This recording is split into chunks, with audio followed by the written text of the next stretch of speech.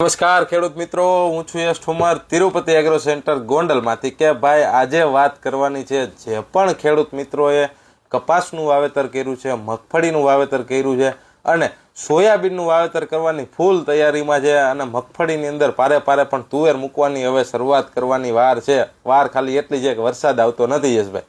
વરસાદની સિસ્ટમ બની રહી છે, એ એની રીતે એનું કામ કરશે આવીને.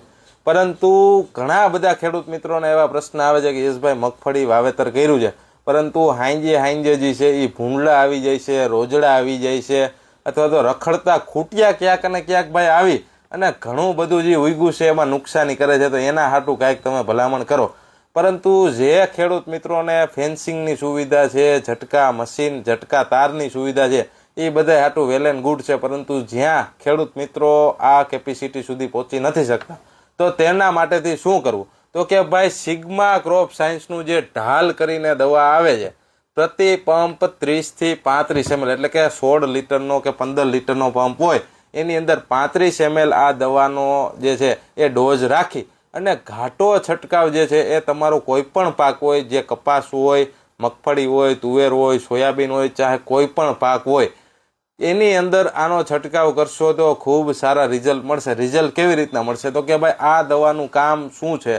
તો કે છોડની અંદર ઉતરી જશે અને છોડના ઉપર પાંદડામાં તમે જો કદાચ આનો છંટકાવ કર્યો હોય તો પાંદડાથી લઈને નીચે મૂળ સુધી જે છે એ બધુંય કડવું કરી દેવાનું કામ કરશે.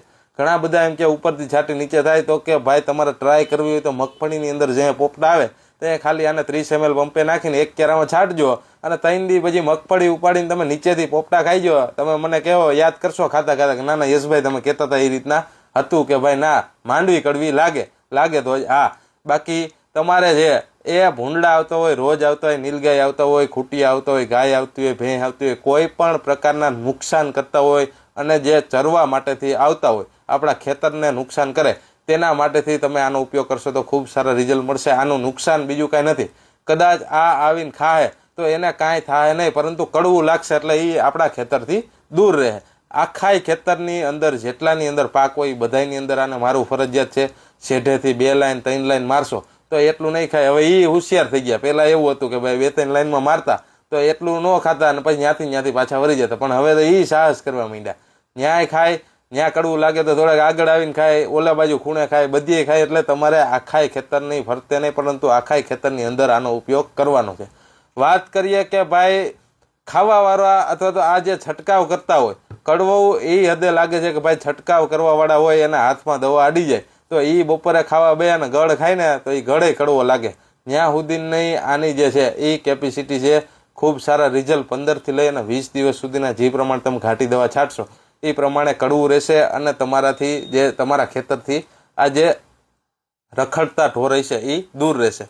તો તમારા ખેતરને નુકસાન ન થાય તેના માટેથી તમારા આજે જ આજુબાજુના કોઈ પણ એગ્રોથી જઈ અને સિગ્મા કંપનીનું ઢાલ લેવાનું છે. પ્રતિ પંપ 30 થી 35 ml નો ડોઝ રાખવાનો છે અને ઘાટો છંટકાવ કરી દેવાનો છે. વધુ માહિતી માટે નીચે આપેલા નંબર ઉપર તમે સંપર્ક કરી શકો છો. અસ્તુ, જય હિન્દ, જય ભારત, આભાર.